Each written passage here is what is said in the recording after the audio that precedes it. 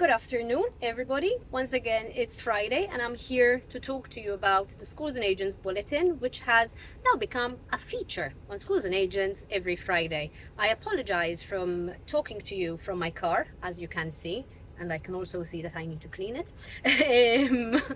But obviously, marketing season has started again. We're constantly on the go, so we're jumping between one meeting and the other, and sometimes you have to make do with the surroundings that you have. So today you have me live from the car. As you can see, the sky is still nice and blue here in Malta, and in fact I was wearing my sunglasses walking here. But anyway, enough chit chat, and let's get to the point. So my plan today is to talk to you a little bit about boosting. I talk to a lot of people, a lot of clients who kind of express their wish, or they talk to me about boosting posts, but they don't really know how they should be doing it, whether there is a right way to do it, and sometimes they end up doing it randomly and not getting the best value for the money that they are spending. So the first point that I'm going to make in relation to boosting on social media is to make sure that you have the right post on the right platform. Why am I saying this? You know how in previous clips and videos, and even in our previous articles, we've spoken about the importance of using the right language on the right platform, because obviously we're targeting different people on the different platforms that we use. So even when it comes to boosting, the first thing that you have to make sure of is that you're boosting the right thing on the right platform in the right language, because if you don't do that, then obviously you're going to spend money for nothing. So that is point number one. The second point I would like to make is when it comes to selecting the audience that you are going to boost your post to. I always like to start off with a motto, so to speak. More is not necessarily equal to more.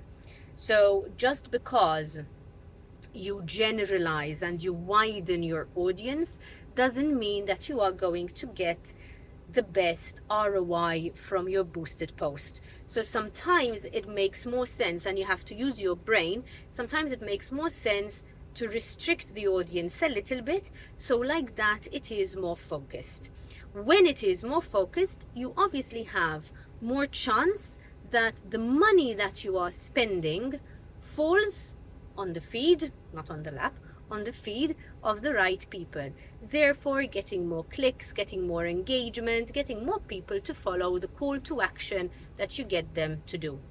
And that brings me to the third point, a call to action. Sometimes we just boost posts randomly, but it is very, very important that when we select the posts that we are going to choose, that we are going to boost, we choose posts which have a call to action. If they don't already have a call to action, we'll make sure to select one. Why? A call to action is simply something that is telling people what you want them to do.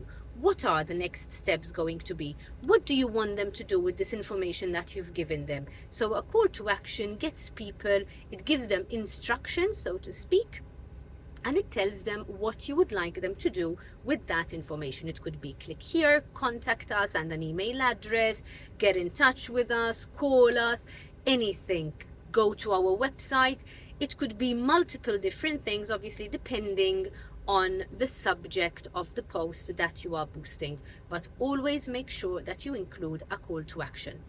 And there is one final point, and for me this is the most important one of them all, and this final point is to never boost posts as soon as you've posted it on your social media platform. What do I mean?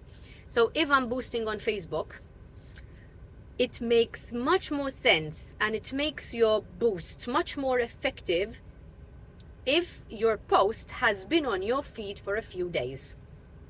So the way I like to do it is I like to post things on our social media feed. Then I go to the insights, for example, at the end of the week or at the end of the month, depending on how often you're going to boost your posts, check the insights and see which post has performed better. if you have no specific, if you simply want to boost to increase brand awareness, for example. So if you simply want to reach a wider audience, you leave the posts there for a few days or a few weeks, then you go to the insights and you choose to boost the post which has had the highest level of organic engagement. So the post that has the highest reach, that has the highest number of likes, the highest number of comments, without you having already boosted it. Because that means that when you do inject that boost into it, it's going to be much more effective. If you have something specific that you want to boost, then my suggestion would be to post it on your feed a few days in advance, leave it there together to gain some organic traction, and then after a few days you go and you boost it. Like that, like I said, you are getting more return on your investment. You are getting more value for the money that you are spending. So I hope that these few minutes together have given you perhaps a better insight into how you can boost your posts more effectively, more efficiently. And as always, if you have any questions, do not hesitate to get in touch with us so we can give you more tips and perhaps we can guide you better. And on that note, I'm going to leave you, and I think I should really go and fix this in my car. So have a lovely weekend, everybody, and I'll see you again next week. Take care.